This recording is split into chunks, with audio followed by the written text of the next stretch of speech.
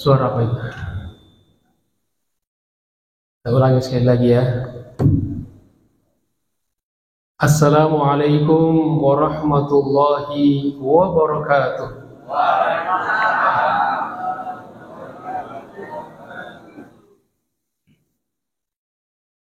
Ini kalau kapal berat di sini nih.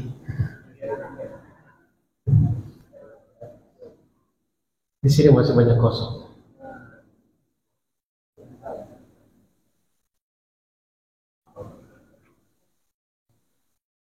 Alhamdulillahirabbil alamin. Wa bihi nasta'inu ala umuri dunya waddin. Allahumma salli ala sayyidina Muhammad al-Fatih lima ughliq al-khatim lima sabaq. Nasiril haqqi bil haqqi wal hadi ila siratikal mustaqim. Wa ala alihi wa sahbihi haqqa qadrihi wa miqdarihi al-azim. Subhanaka la ilma lana illa ma 'allamtana innaka antal alimul hakim. Allahumma 'allimna ma yanfa'una wanfa'na bima 'allamtana. Rabbana zidna ilman warzuqna fahma. Rabbi shrah li sadri wa yassir li amri wahlul 'uqdatam min lisani yafqahu qawli, amma ba'd. Kita kasih pantun dulu nih. Pergi ke pasar membeli ikan, tak lupa juga membeli terasi.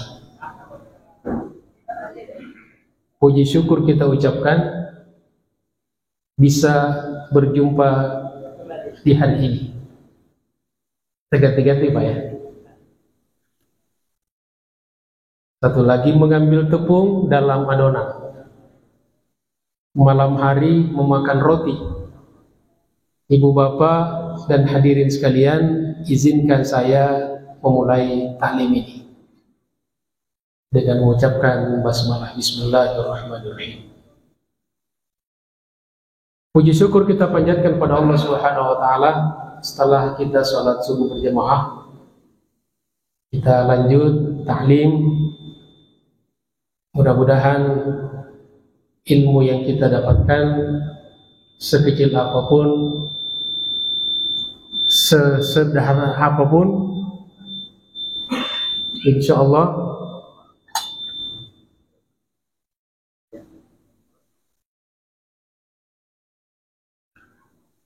mudah-mudahan ilmu yang kita dapatkan menjadi ilmu yang bermanfaat dan barokah dunia akhirat. Amin ya rabbal alamin.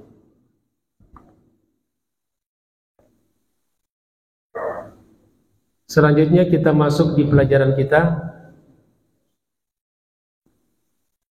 Masih pembahasan Khulasatu Nuril Yaqin, kajian tentang Sirah Nabawiyah.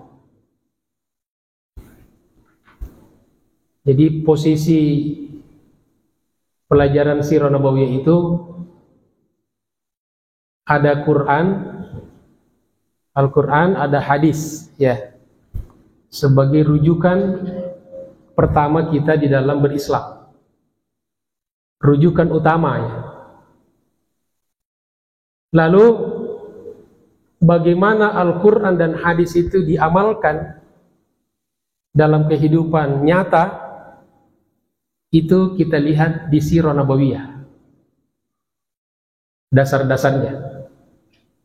Nah karena itu ilmu ketiga yang harus kita pelajari setelah Al-Quran dan hadis adalah tentang Sirah Nabawiyah.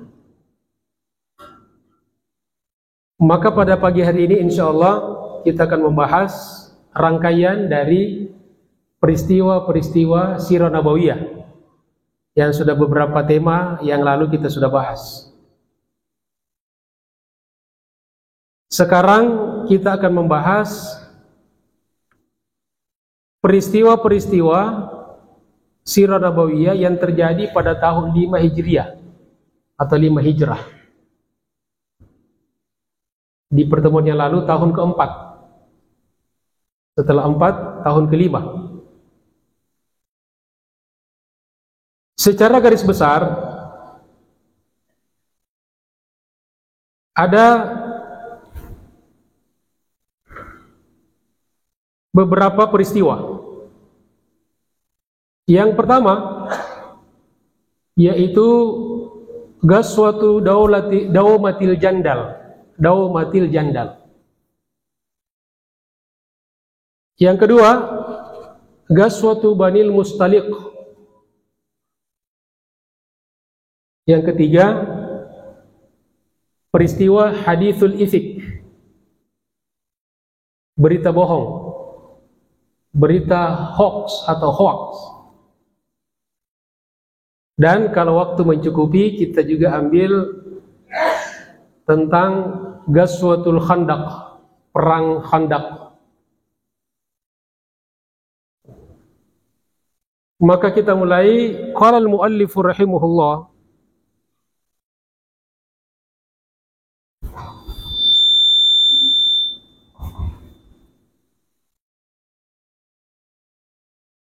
fi sanatil khamisati minal hijrah, pada tahun kelima hijrah, hadathat Ghazwatu Daumatil Jandal, terjadi. Masih ingat Bapak Ibu apa artinya ghazwah? Apa artinya ghazwah? Ghazwah itu ekspedisi perang.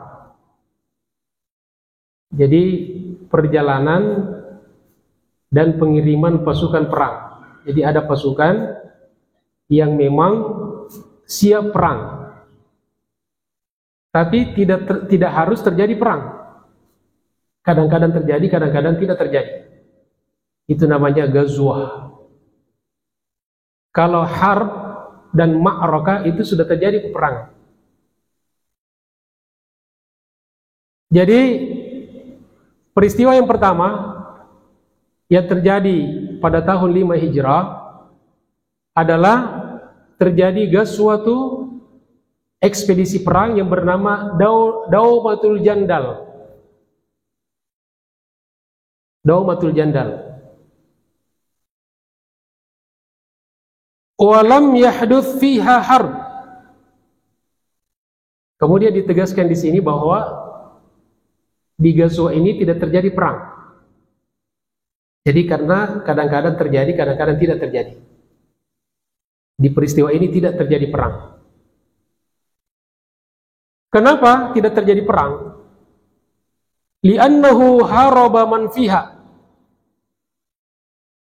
Karena orang-orang di daerah Daumatul Jandal ini yang hobinya mengusik orang-orang yang lewat, termasuk mengganggu kaum muslimin, begitu mengetahui Nabi datang, mereka kabur. Jadi memang watak musuh-musuh Islam itu pengecut. Kalau kita diam, mereka melunjak. Tapi kalau kita bangkit, kita melawan, mereka takut. Jadi mereka kabur. Kemudian apa yang terjadi? Wa taraku masyatahum. Lalu mereka, karena kebanyakan harta orang-orang Arab Badui, orang-orang yang tinggal di padang pasir, itu harta yang paling berharga mereka adalah hewan ternak, termasuk kambing. Karena kambing ini bisa hidup di daerah yang cuacanya ekstrim. Bisa, kalau dingin dia bertahan, panas pun bertahan. Sama dengan onta. Makanya kalau kita ke Arab, yang binatang yang sering kita lihat di padang pasir cuma onta dan kambing. Jarang kita lihat sapi. Bahkan tidak pernah kita melihat sapi. Nah kemudian, karena pengecut, karena penakut, maka mereka tinggalkan binatang-binatang ternak mereka. Faghanimahal muslimun, lalu dalam aturan perang, kalau musuh meninggalkan hartanya, maka itu bisa menjadi ghanimah. Apa namanya, Bapak Ibu? Ghanimah. Apa artinya ghanimah? Harta rampasan perang. Atau kata lainnya al-anfal, harta rampasan perang. Ada satu surat di dalam Al-Quran namanya surat Al-Anfal. Saking pentingnya harta rampasan perang itu sampai disebutkan dalam Al-Quran, bahkan dijadikan satu nama surat, surat Al-Anfal. Nah, jadi karena dulu sempat orang banyak bertanya, apakah harta rampasan perang itu halal? Maka dijawab oleh Al-Quran, halal. Tapi itu perang. Jangan orang mudik yang kemudian tinggalkan rumah lalu dirampas. Ini ghanimah nih. Ya. Ini kalau syaratnya harus terjadi peperangan, kemudian harta-harta musuh orang-orang kafir ditinggalkan. Nah, jamaah sekalian dirahmati Allah Subhanahu wa taala, di sini mungkin ada yang bertanya-tanya, itu daerah Daumatul Jandal itu di mana? Apakah masih masuk Jatinegara apa di mana gitu ya? Nah, di sini disebutkan Daumatul Jandal baldatun baina Syami wal Madinah. Satu kampung yang terletak antara Syam dengan Madinah. Syam itu sekarang jadi 4 negara. Dulu dinamakan Syam. Apa 4 negara itu? Pertama Suriah yang baru pergantian rezim. Ya. Jadi mujahidin, orang-orang Ahlus Sunnah wal Jamaah kemudian menggulingkan pemerintahan Suriah yang berkuasa, yaitu penganut Syiah ekstrim yang berpuluh tahun membantai umat Islam di Suriah. Ya.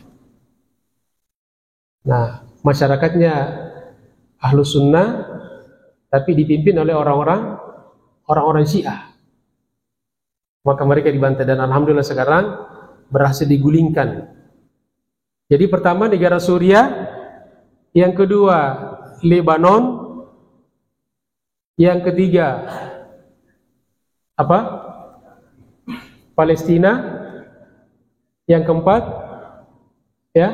Yordania. Itu 4 negara itu dulu dinamakan dengan Syam. Dan Nabi beberapa riwayat mendoakan keberkahan untuk negeri Syam. Karena hampir semua Nabi itu pernah mendatangi Syam. Ya, ada doa Nabi, Allahumma barik lana fi Syamina wa Yamanina. Ya Allah, berkahi kami untuk negeri Syam dan negeri Yaman kami.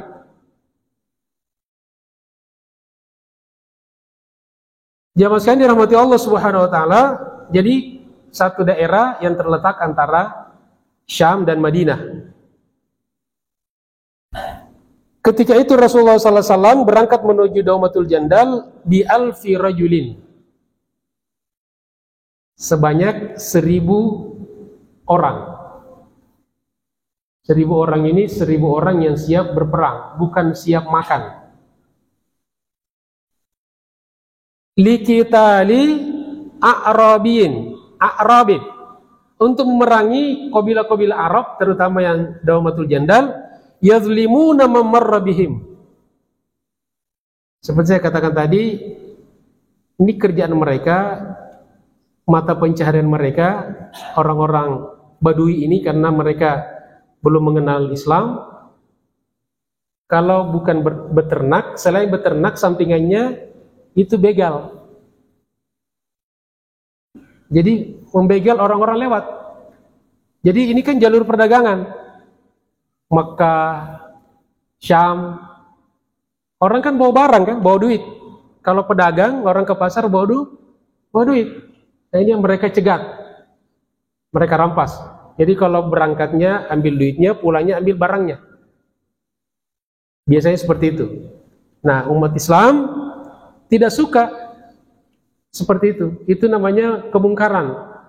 Nabi tidak ingin membiarkan, apalagi kalau diganggu orang-orang Islam. Maka Nabi perangin. Boleh kita perangin. Kejahatan itu jangan dilindungi. Kalau dalam satu negara yang harus memerangi itu adalah justru negara untuk keamanan.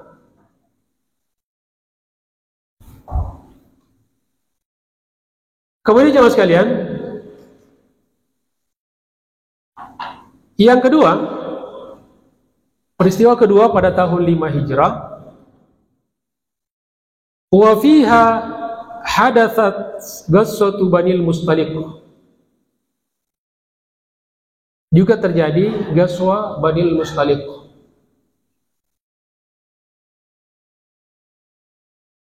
Atau biasa juga disebutkan, kalau Bapak Ibu baca dalam buku sejarah, disebutkan dengan Ghazwa Al-Muraisiyah.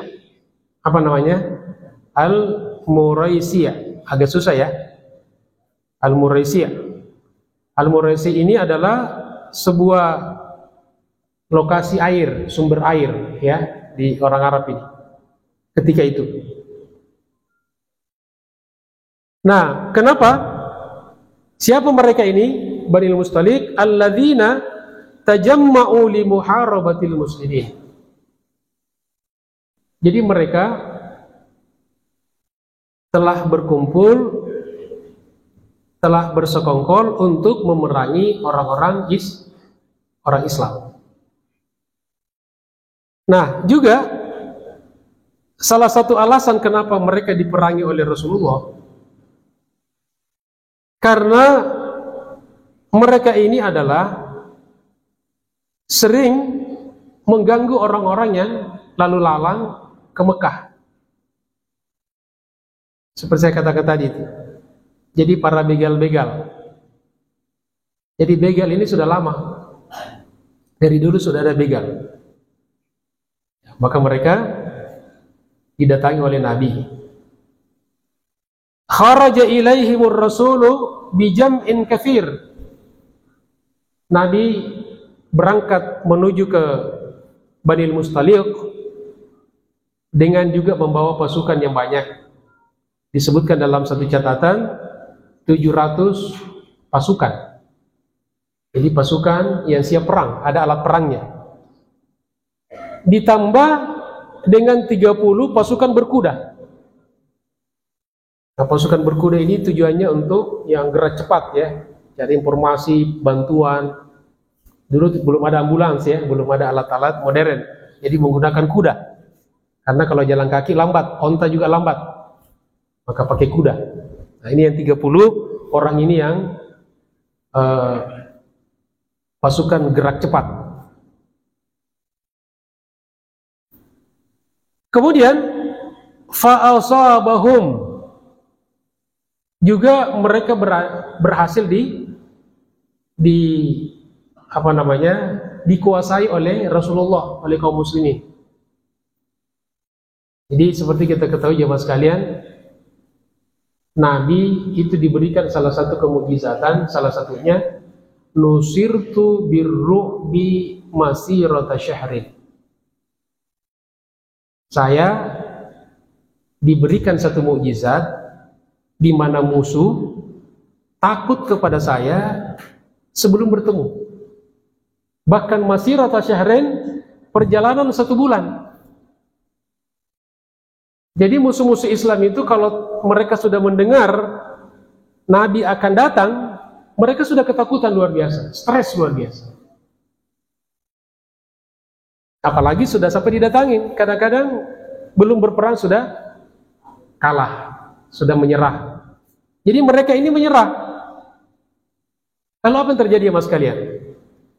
Wasabal muslimuna nisa'ahum wa rijalahum wa dzurriyyatahum. Lalu dalam perang, dalam aturan perang, kalau pasukan musuh dikalahkan, takluk, maka mereka bisa ditawan. Maka Nabi, kaum muslimin menawan laki-laki mereka, perempuan mereka, termasuk anak-anak kecil. Mereka semua ditawan. Kemudian wa amwalahum, hartanya juga diambil. Halal kan? Rampasan perang. Wa qatalu minhum asyarah, karena ada saja dari mereka itu yang ngotot, yang keras kepala, ya, yang jahat, maka ada 10 orang dari antara mereka dibunuh.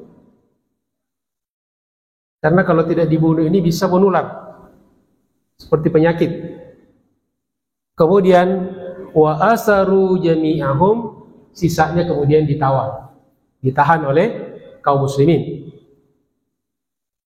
Dan yang menarik jemaah sekalian, dalam peristiwa Ghazwatu Banil Mustaliq, wa kana minal asra, dan di antara orang-orang yang ditawan itu ada seorang perempuan namanya Barrah. Siapa namanya? Barrah. Barrah ini putri dari pimpinan kabilah Banil Mustaliq. Jadi putri kepala suku. Ya. Kalau kita apa? Kepala suku juga ya? Atau paling tidak putri kepala desa lah. Lalu apa yang terjadi jemaah sekalian? Fatazawwajahar Rasul sallallahu alaihi wasallam. Akhirnya Nabi menikahi perempuan itu yang bernama Barrah. Lalu setelah dinikahi, namanya diganti. Karena Barrah itu artinya jelek. Maka Nabi mengganti namanya wasammaha Juwairiyah. Siapa namanya? Juwairiyah. Nah, kalau kita baca sejarah, ada istri-istri Nabi cari. Ada salah satu namanya Juwairiyah. Juwairiyah itu nama aslinya dulu sebelum masuk Islam, namanya Barrah. Berasal dari Bani Mustaliq.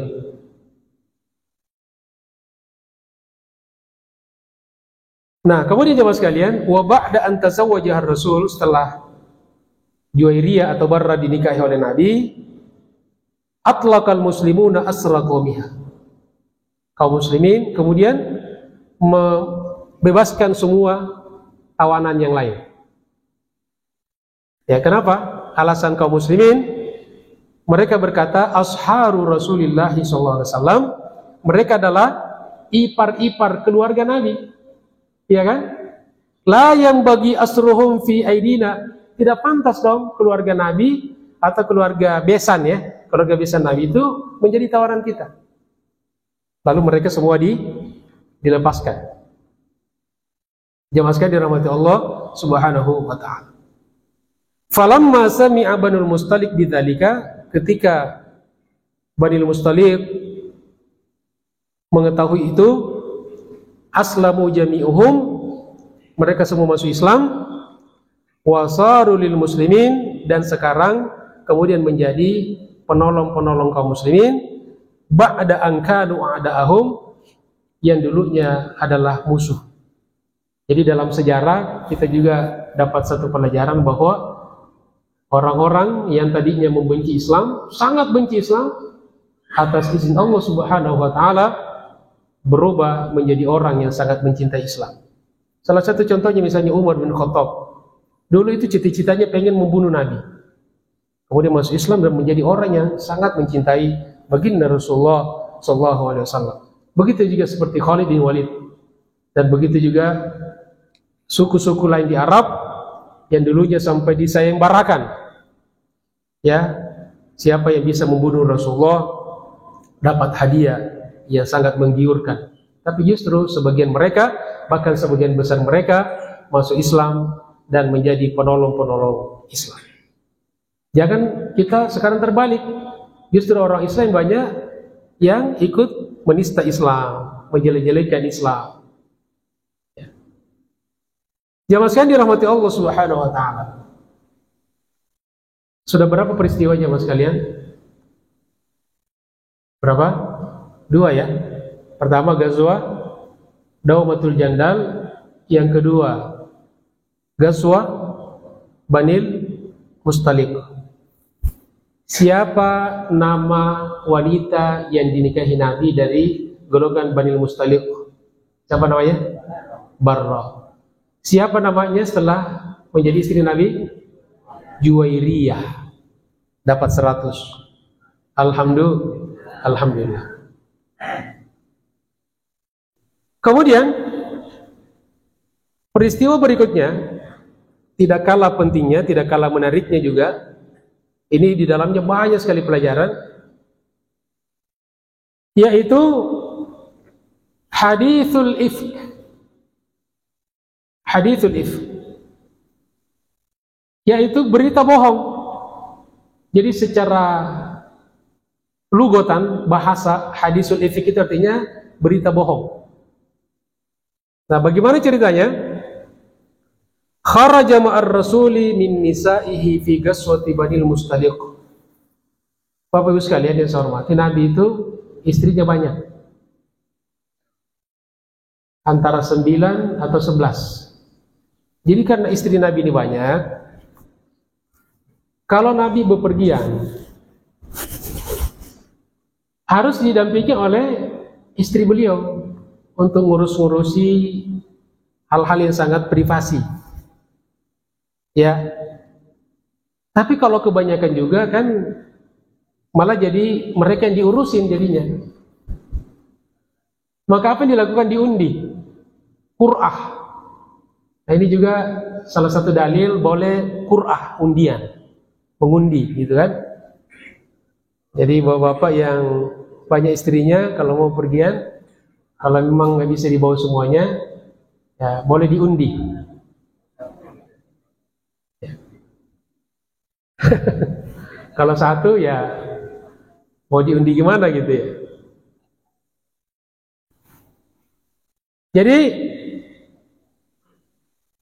di Ghazwa Banil Mustaliq yang diajak adalah As-Sayyidatu Aisyah, yang keluar undiannya adalah Aisyah. Maka Aisyah yang mendampingi Nabi dalam ekspedisi Banil Mustaliq. Wa fi afna'i ruju'il jaish, ketika perjalanan pulang, jadi pasukan sudah balik dari Banil Mustaliq, madati Sayyidatu Aisyah biqada'i hajatiha. Tiba-tiba Aisyah itu pengen buang hajat. Ya, istilah orang pengen ke belakang.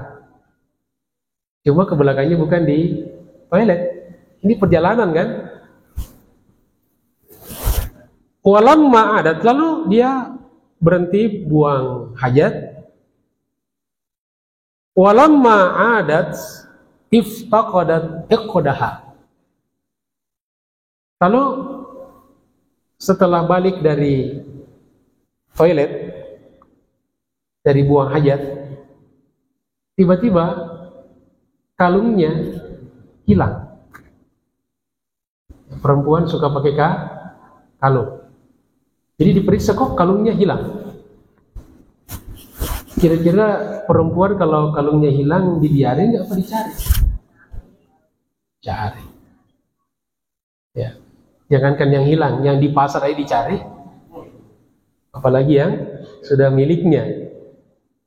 Lalu faraja'at tabhathu an, Aisyah pergi mencari. Ini pasti ketinggalan di tempat buang hajat. Wa ba'da an wajadathu raja'at. Lalu ternyata kalung itu ada di tempat itu. Dia dapat, diambil, lalu dia kembali. Dia kembali tanpa bilang-bilang. Jadi tidak mau ngerepotin orang. Nah, di sini mulai terjadi fitnahnya.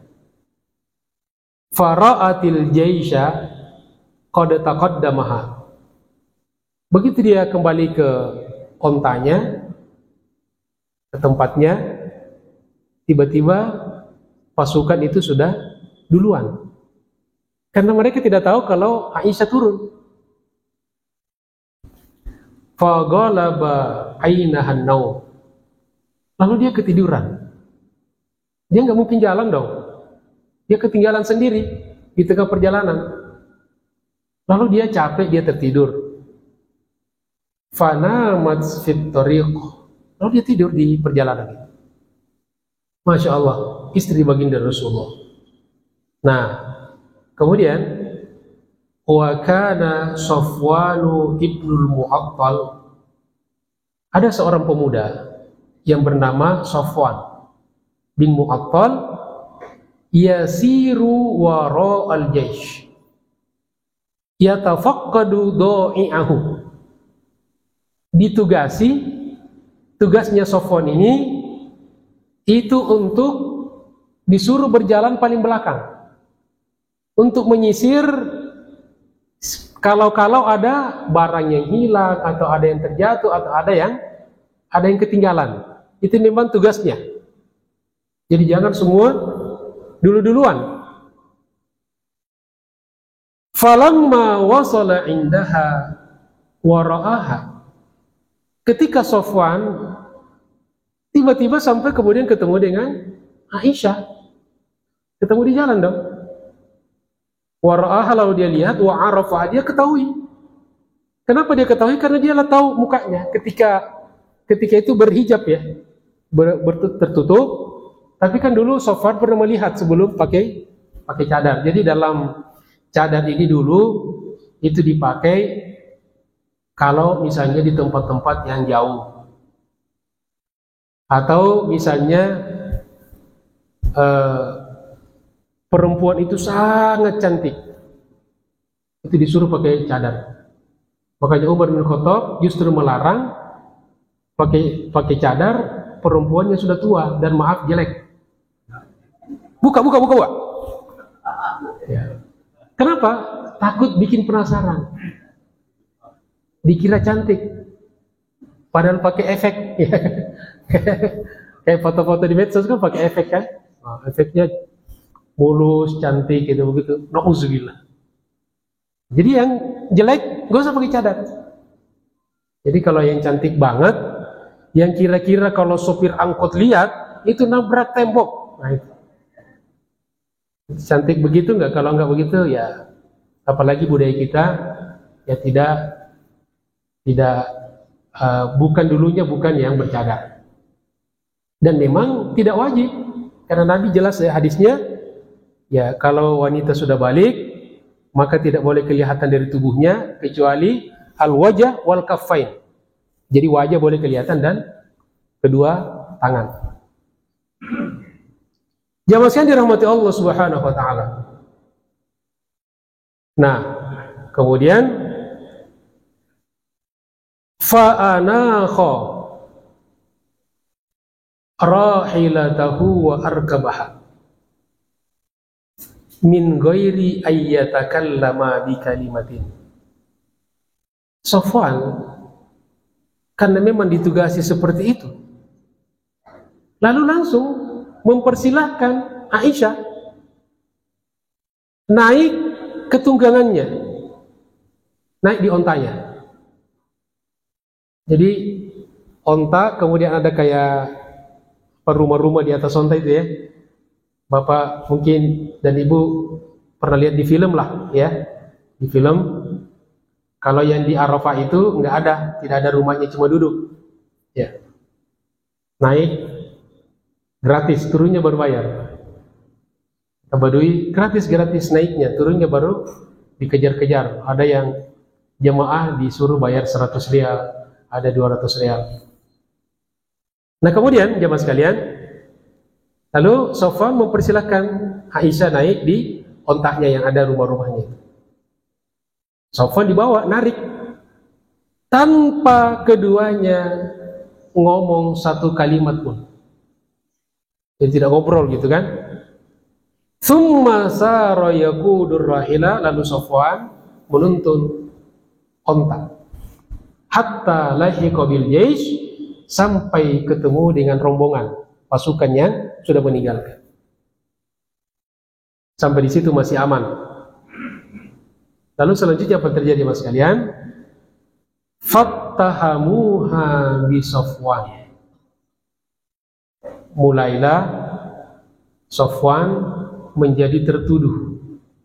Mulai macam-macam orang-orang yang hatinya busuk, hatinya kotor, maka pikirannya juga kotor. Kalau orang hati kotor, maka pikirannya ikut kotor. Selalu yang kotor-kotor dipikirkan. Maka mereka menuduh Safwan ini ada sesuatu dengan Aisyah. Wa tawalla kibaral ifki Abdullah ibnu Ubay. Lalu peristiwa ini digoreng oleh orang-orang munafik yang dipimpin oleh namanya Abdullah bin Ubay. Jadi memang berita-berita hoax, berita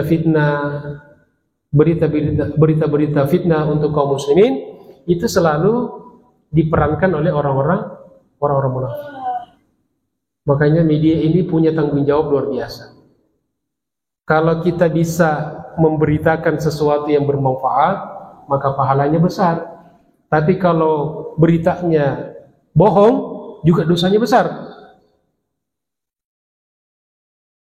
Wa kana ar-rasulu baina musaddiqin wa mukadzibin. Masya Allah. Jadi ini berita kemudian tersebar, apa istilahnya sekarang, jadi viral, bahwa Safwan, judulnya Safwan ada sesuatu dengan Aisyah, istri baginda Rasulullah SAW. Wa kana ar-rasul sallallahu alaihi wasallam baina musaddiqin wa mukadzibin lima usyi'a anha. Nah, bagaimana posisi Nabi mendengarkan berita itu? Maka Nabi antara percaya dan tidak percaya. Karena begitu viralnya berita ini, digoreng terus. Semua orang bercerita tentang berita ini. Orang munafik menggoreng terus.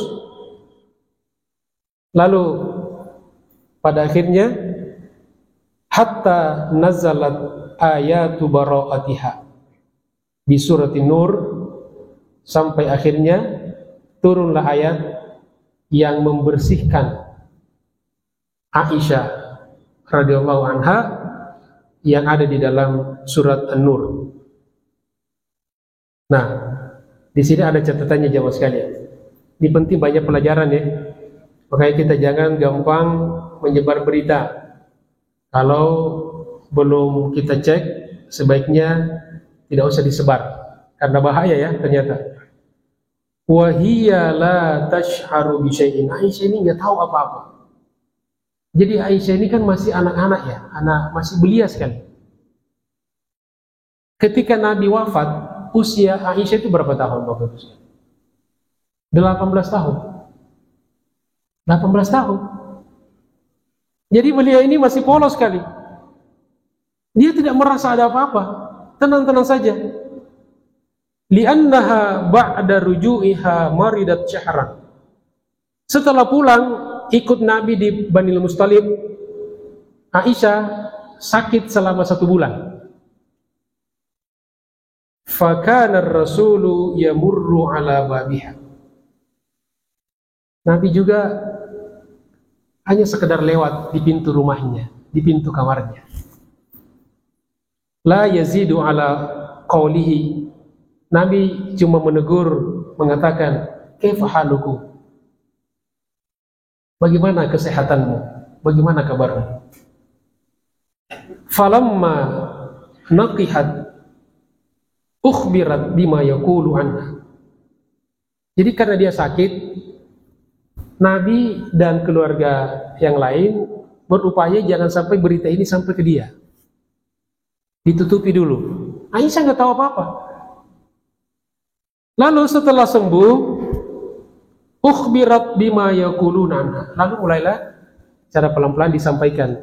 Aisyah, ada berita begini, ramai sekali. Viral, orang semua di pasar, di mana-mana orang ngomongin kamu.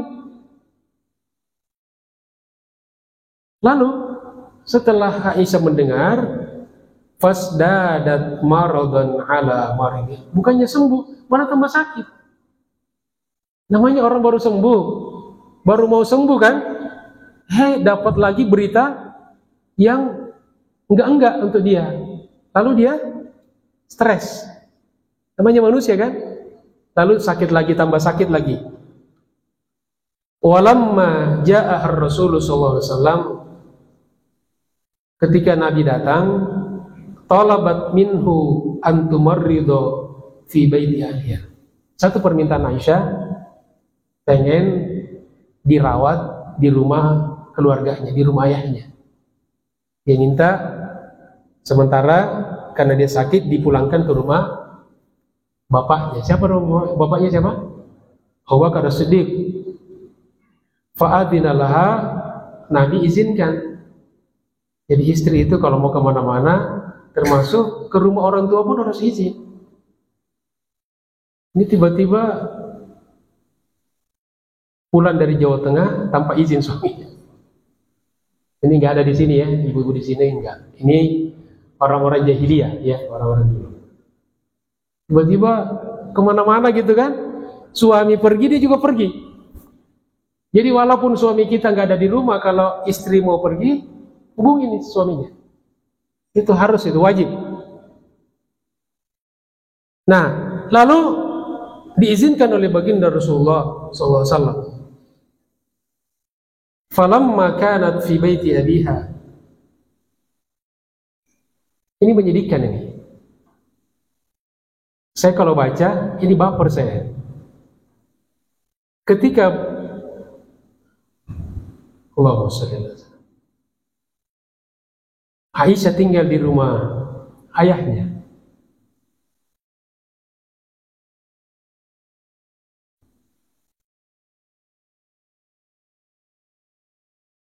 Kebayang ya?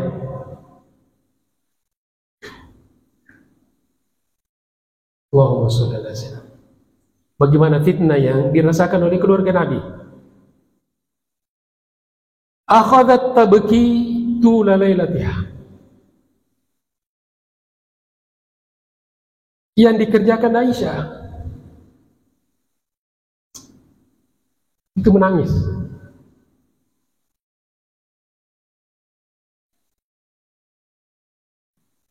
Allahumma shalli ala sayyidina Muhammad wa ala ali sayyidina Muhammad. Kira-kira kalau ya sama, kalau kita dalam posisi seperti itu kan, luar biasa berat. Kemudian Nabi tidak mau, walaupun Nabi tidak mau merasa paling pintar kan, jadi Nabi istasyarur rasulu ashabahu fima yaf'al. Lalu Nabi memanggil sahabat-sahabatnya, beberapa sahabatnya minta masukan. Kira-kira apa yang bagus, langkah-langkah apa yang harus dilakukan. Karena beritanya luar biasa. Ya, beritanya luar biasa, semua tuduhan gitu kan. Jadi Nabi ini sudah difitnah, fisiknya dilukai, disakiti.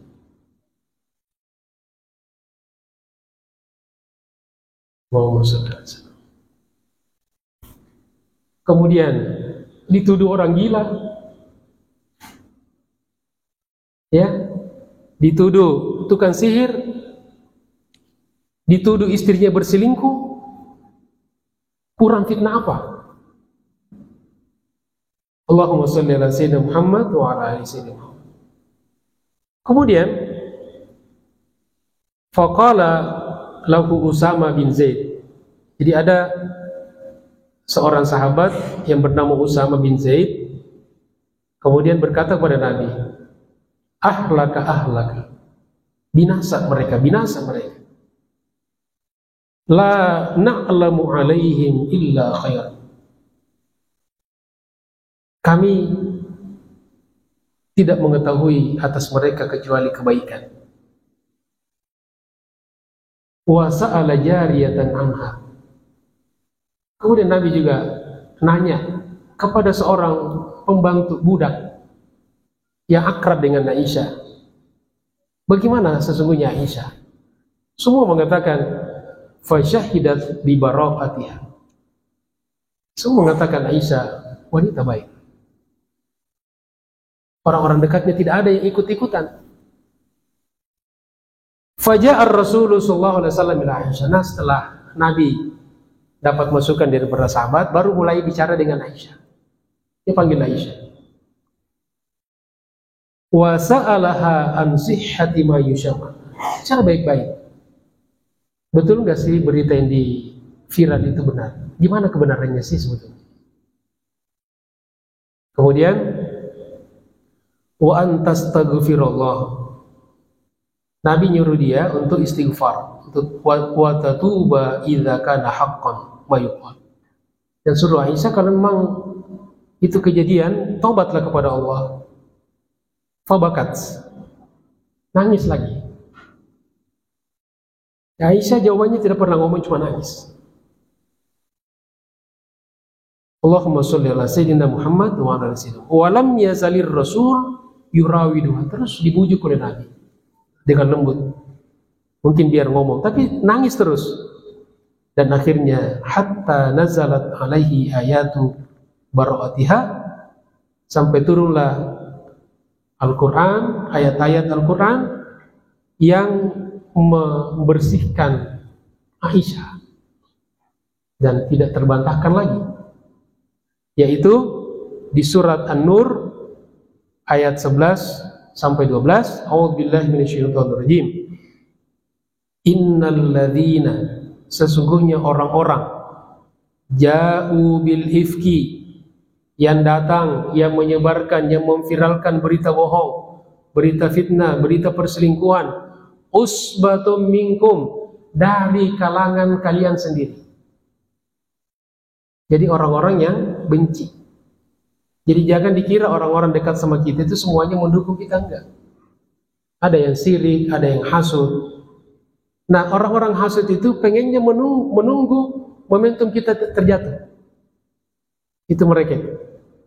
Jadi hati-hati curhat kepada orang-orang. Karena ada saja orang-orang yang tidak suka dengan apa yang kita gapai, dengan keberhasilan kita. Jadi kata Allah, sesungguhnya yang menyebarkan berita fitnah, berita bohong itu adalah orang-orang dari kalian sendiri, dari kalangan kalian sendiri. Tapi la tahsabuhu syarran lakum. Jangan mengira itu buruk bagi kalian. Bal huwa khairul lakum. Bahkan itu baik bagi kalian, bermanfaat bagi kalian. Banyak sekali pelajaran kita umat Islam, terutama dalam penyebaran berita-berita tentang pribadi seseorang. Mendingan kita diam.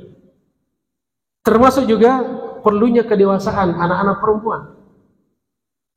Perlunya kita minta izin. Andaikan Aisyah minta izin ketika mau mencari kalungnya, mungkin tidak akan banyak cerita seperti ini. Tapi ini semua ada hikmahnya. Sengaja Allah biarkan agar kita menjadi pembelajar. Likulli imri'in minhum maktasaba minal itsm. Masing-masing orang di dalam menyebarkan, di dalam memviralkan, di dalam merespon berita itu tentu dosanya beda-beda. Walladzi tawalla kibrahu, yang paling besar dosanya dalam menyebarkan berita bohong itu adalah yang menggoreng, yang memviralkan. Lahu adzabun adzim. Mereka akan mendapatkan azab yang besar. Dan di ayat 12, wallahu sami'un alim. Allah Subhanahu wa taala Maha mendengar lagi Maha mengetahui. Jadi itulah sekilas hadisul ifk, ringkasan-ringkasannya. Tetapi Masya Allah, banyak sekali pelajaran yang bisa kita ambil dari peristiwa-peristiwa sejarah ini. Semoga menjadi ilmu yang bermanfaat. Semoga kita makin cinta kepada Rasulullah SAW, cinta kepada keluarga beliau, istri-istri beliau, dan istri-istri Nabi itu dinamakan dengan Ummahatul Mukminin, ibunya orang beriman. Jadi kenapa kita nangis ketika beliau terpojokkan? Karena itu ibu kita. Sama kalau ada ibu kita yang menghina, kita pasti marah dong, kita emosi.